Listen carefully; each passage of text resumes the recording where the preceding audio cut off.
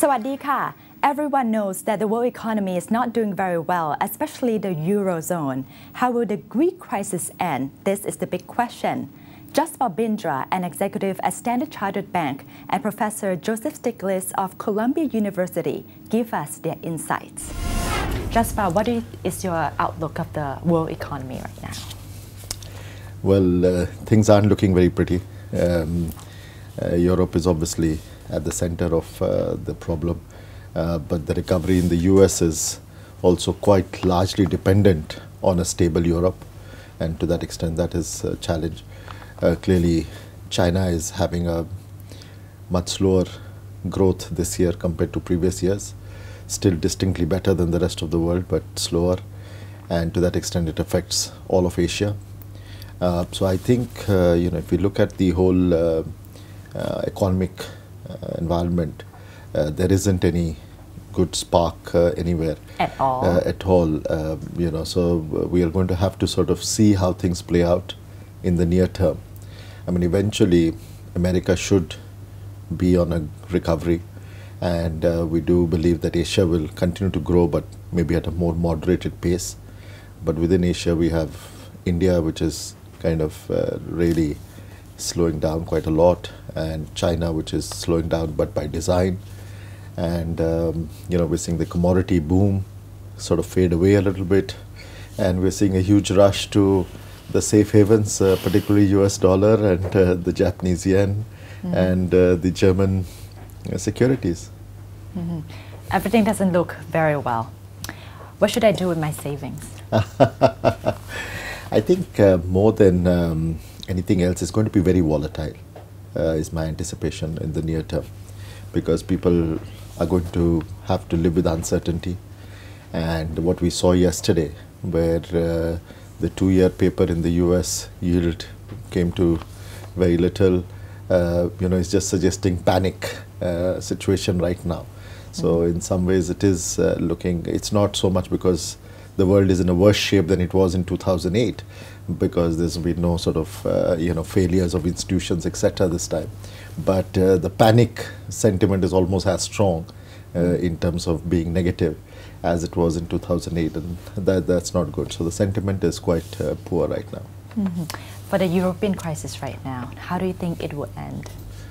It's difficult to predict because there are several options, but I think June 17th election results in Greece will probably be the first indicator of a possible direction, because if the elected leadership is capable of negotiating a renewed package within the European bloc, then that might sort of foster for its staying within the euro. But if there's a rigid stand by the elected majority to sort of not negotiate, then clearly that will mean an exit and could lead to a contagion. It's something we are familiar with. 15 years ago it happened here, and the contagion was very quick. And it's the same logic. I mean, they're over leveraged. They have a poor fiscal situation, and it could be the result of the same. We could see the repeat of the same thing. The only difference is that when it happened in Asia, it could be contained in Asia. I think when it's happening in Europe, it affects the whole world. It's going to affect US. It's going to, all the economies here are largely export driven, so it's going to affect Asia as well. So it's going to be more far-reaching.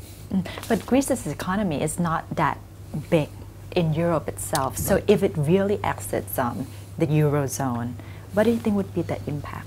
I think what the risk is, it might lead to contagion, and they'll say next is Spain, and then Italy, and Portugal, and Ireland again, and so. And that's scary, right? That is scary. I mean, that's exactly what happened in Asia. That's exactly what might happen there. So that is you're right, absolutely, that Greece by itself is a very small proportion of the Euro bloc. But because, it is the first, that is the problem, because the first that might not be able to meet its obligations in terms of debt repayment, and that's why the worry as to what it might trigger. Can China help the world economy this time? China came to the rescue in 2008, 2009, and clearly in a very differentiated way they're coming to rescue again. But this time the only difference is that China is at a stage where it is now exporting cement, it is exporting steel. You know, at that time it was importing cement, importing steel. So it's a slightly different dynamic because China's growth itself is moderating. China and India, can you please compare the economic prospects of these two giants in Asia?